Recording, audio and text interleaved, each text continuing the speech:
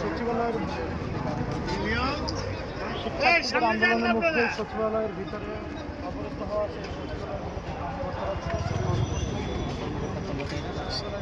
সচিবালয় ঢাকা। তারা ইতিমধ্যে যৌথ বাহিনীর সাহায্যে একে একে বের হয়ে আসছে। আজকে বেলা দুপুর 2টা থেকে সচিবালয়ের সামনে অবস্থান নেন শিক্ষার্থীরা। বেলা 12টা নাগাদ শিক্ষার্থীরা সচিবালয়ের যে প্রবেশ পথ সেখানে অবস্থান নিলে পুলিশের সাথে ধাওয়া পাল্টা হয় এবং এক পর্যায়ে